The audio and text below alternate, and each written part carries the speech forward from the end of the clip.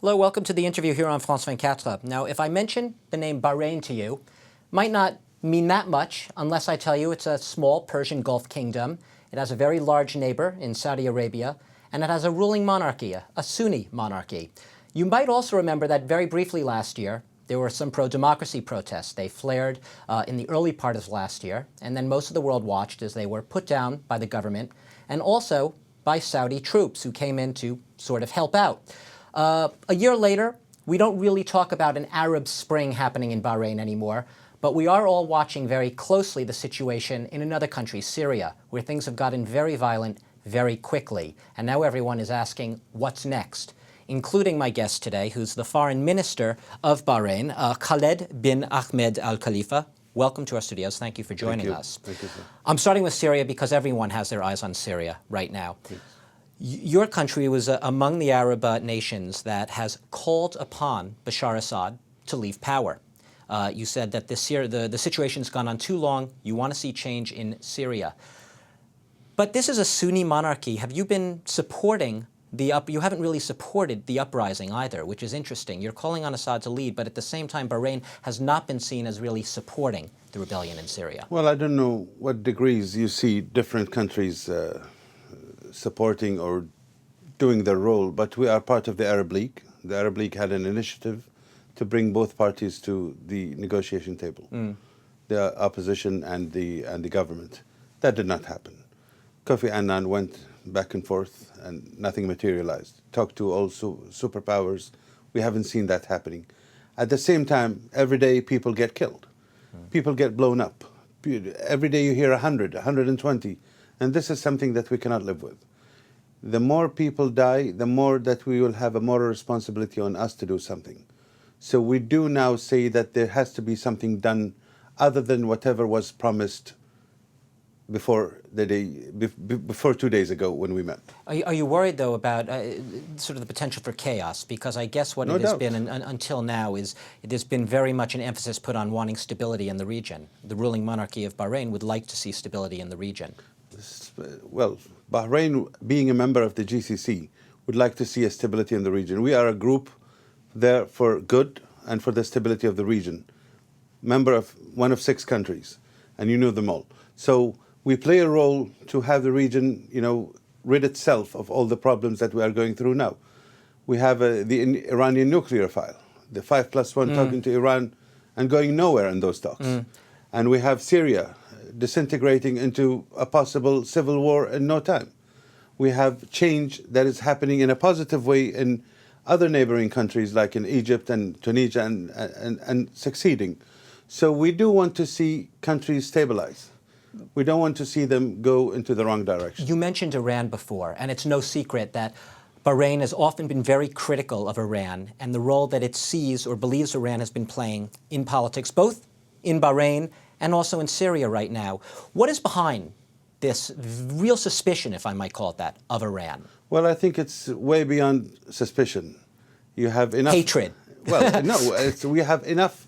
It's not suspicion from our side towards what Iran is doing. Iran, there are very clear evidence of what they are doing, not only in Bahrain, but the whole region, the whole Middle East, the whole world. Let's talk about Bahrain. Bahrain has the people who were taking part in the protests. Many of them were young, they were bloggers. Many of them were Shia.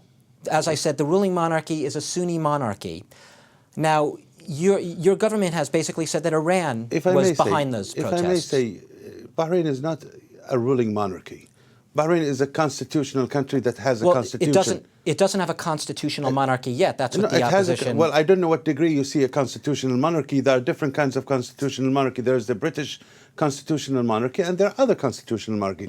But we are a country that is led by His Majesty the King and ruled by a system, according to the Constitution. But, sir, this was the whole point of the protests, as I understand them. The protesters, they were never calling for a revolution. They didn't want to overthrow the monarchy. They were just calling for reform. Well, let me get to that point. First of all, those protests are nothing new to Bahrain. Bahrain, if you look at its modern history, it's full of protests throughout its period. And with those protests, we have seen reforms in every period. So nothing started in 2011 in Bahrain. This is nothing new to us. Maybe it was encouraged But- by the events in the Arab world. Yes, it's fine to say that. But to say that the whole thing started in 2011 as a revolution, no, I don't see it. But let's be fair here. The pictures, the images that the world did see were of very large protests in Manama on the central square, and then no protests because the camp was dismantled. It seems that on some level the government took these protests very seriously. Well, I don't know what kind of protest that you would see it at one scale, The very camp, large, the large encampment. and suddenly the next day you don't see it at all. What kind of protest is that? It tells you whether that is a legitimate representative of what's in the mind of the people or not. If the people, in their majority, have in their mind that they will want to achieve that change, that protest would have not stopped. No one would have been able to stop that protest. But you mentioned in the beginning in the But introduction. can I just jump in? Because you just said the protests would not have stopped. The protests have not stopped. The protests if you speak to activists on the ground, they say they're not in central square of Manama. They've dispersed. They're smaller. They can't. There is gather. no comparison, sir. There is no comparison between the events of March, April, or February, March into April 2011 and today. I agree because they haven't been allowed. No, what do you mean haven't been allowed? There have been protests that have been allowed many times since then. We saw protests broken up by tear gas, by riot police earlier this month. They start as an orderly protest with a license from the government, and they end with a very small group from those protests who happen to be in the number of thousands going and trying to go through a police line or trying to, interfere with law and order of the country. This is what happened. But it's not that protests are not being allowed.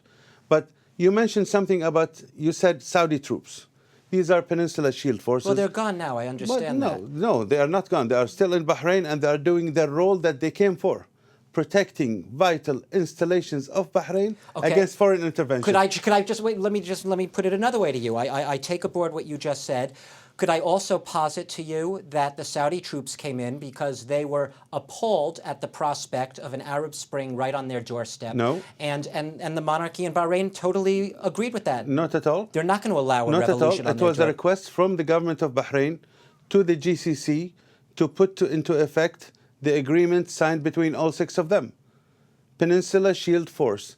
And the role of that force is to protect But that was the vital pretext. installations. That was the pretext. But what that was the excuse. What else have they done? No, but Give me an example of one other thing that had been. Well, I'm asking you, is it a coincidence that before the Saudi troops came in, there were large protests in Manama, and after they left, there were no more protests? No. It's not a coincidence. Is that wrong? If was dealing with the protests. But is that wrong? I'm sorry. The question. Of course, it's wrong. There were no protests after the Saudi troops left. Well, it's not the Saudi troops did not deal with any of those protests. If you would show me one example of somebody coming forward to say that he has been dealing with a Saudi trooper in Bahrain, then you will have a legitimate conversation here. Okay. Or a point. But other than that, nothing had to do with that. They came in for a role and they left. Nobody can say that they came in contact with the people. So where's the dialogue right now? Because after this, Bahrain was seen as a country in which the king was going to now have a dialogue with the various groups in society, including the Shias. Is that dialogue on political reform? How would you describe the state of it Well, right the now? dialogue, Bahrain is in constant dialogue. It has never stopped. But it was put forward since February twice.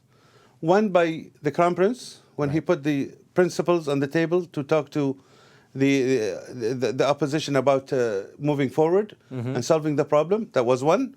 And then the proximate next dialogue that happened into 2011, later in the year, which resulted in 11 constitutional amendments. That was a dialogue that was boycotted by Al-Wifaq.